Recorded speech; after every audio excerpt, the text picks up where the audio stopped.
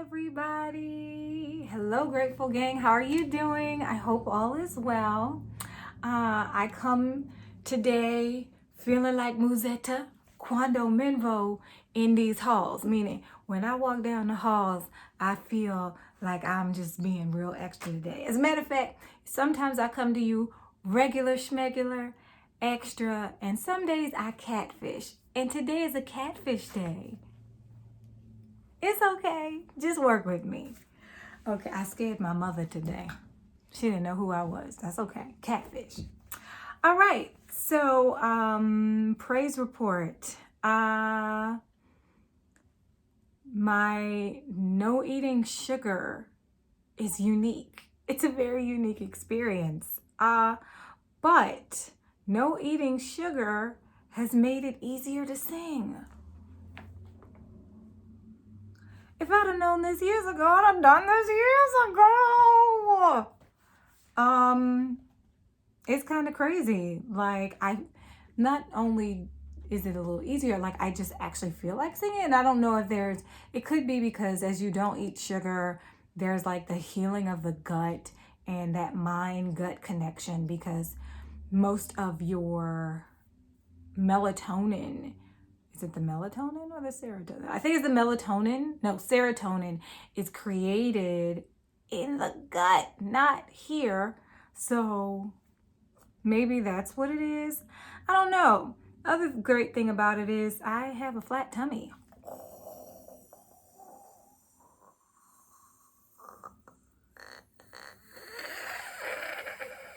So I'm gonna keep going. I'm hungry, but I'm gonna keep going. Okay. Other thing, job prospects for me. Y'all know I've been out of work. It's not cute. But I got options. My temp agency came back, but they came back with a job that was like in New York and required me to be in New York, and that's not going to work.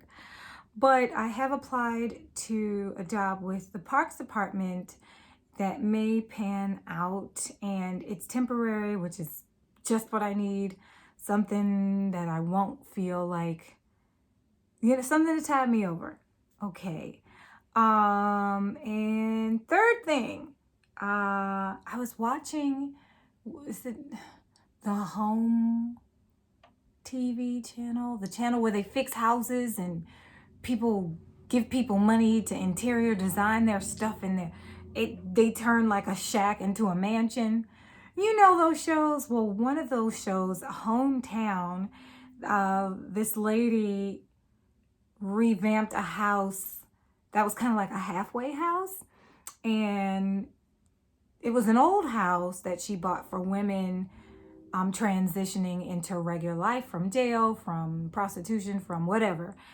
And the floor was an old floor that they just, sanded up and polished up and made nice again. But there was like this scarring in the old floor that they kept that made it just give it like an old home kind of feel. Like, you could live here and not feel like, oh, this is too nice. And she said, I like that the floor has scars. We need to show our scars. Like, people don't show their scars enough. And that just hit me in my spirit. That hit me in my spirit because, like, I'm one of those people who I tend not to be particularly open and vulnerable. That's just me.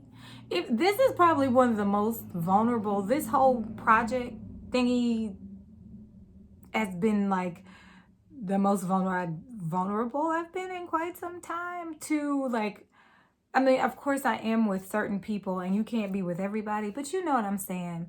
And so the thought of like showing scars, I thought that was kind of attractive, because a lot of people just need to see our humanity. Like, we're human, we have scars, we go through things, whether they're visible or not visible.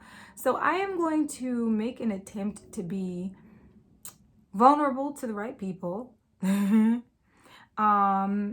Ask for help when I need it. I'm really glad that I asked for help for the Grateful Gang, because I don't be asking for help. Like, I try to do a lot of stuff on my own and it doesn't work. Like, we're not made I think if anything, Rona has taught us is that we are social beings, and nobody wants to be codependent on anybody. But we are made for interdependence, but not I'm here, you're here, hey, carry me, right? So, anyway, I just thought that was really cool. So I will, like I said, I'm going to make more of an effort to just like be more vulnerable, ask for help more, and let people in more, because I'm not, as Shauna said years ago, particularly in letting. Very outgoing, but not particularly in letting. And there is a difference. Working on it. It's all a process. The other thing that I have noticed, I'm still writing down. I'm like I said last week, I'm going to be more intentional about doing stuff, but I'm still writing down the gratefulness, and the list goes on. But I've been having some weird dreams, but some of the dreams, and when I dream, they actually mean stuff. So I gotta pay attention to my dreams, child. I gotta pay attention. But the dream thing, keep concentrated. What am I trying to say? Okay. I think having this time of a lot of reflection has just helped me to see why in the past I have done things. And sometimes it sucks to know your pathology, but it's good to interrupt those things. I don't like being interrupted when I'm working on nothing. But I'm starting to see, or yes, I definitely see some of the things that I have done and how I carry on certain things, certain traumas from the past that I certainly have not healed from, and that I'm going to make a more assertive effort to heal from those things. Having said that, I call this my year of discipline. However, the discipline has been in large part for the purposes of healing. So maybe I just need to make this the year of healing, and in order to do so, I just need to be disciplined to do it. Focus. Another thing, last thing. There's some things that are coming up that's making me just a little nervous.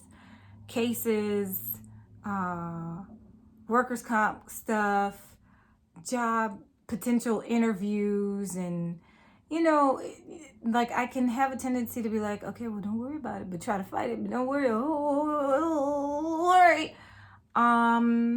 And I was taking a shower, and I feel like somebody at testimony time. The Lord dropped this in my spirit, and I'm gonna sing it for you now. Okay. This is what I got. When God opens a door, no man can close. When God opens a door, no man can close. So walk through it. Walk through it. Walk through God's open door. Walk through it. Walk through it. When God opens a door, no man can close. When God opens a door, no man can close. Okay, I can't do that twice. And I have to use my voice sparingly. But that's what came to mind, and it was very comforting. And I'm just gonna keep singing that in my head, because I did find that rather comforting. And I feel like since it came from God, it's a good thing. So maybe that will resonate with you. Maybe it won't, but that's my update, you guys. How are you guys doing? I know we're not technically doing like the challenge, but I hope at any rate me saying what I'm saying is somehow like helpful and inspiring you to keep going and carry some aspect through. Like I find myself, this last thing, I find myself, like even if I don't write down everything, if I can't do anything, what's really helpful for me is turning on one of those biblical affirmations and just listening to that in the morning. Like if I can't do anything, and that actually gives me the motivation to do the other things. Like if I can't say it for myself, having it on YouTube or having it on whatever app or whatever situation, those biblical affirmations is very effective. And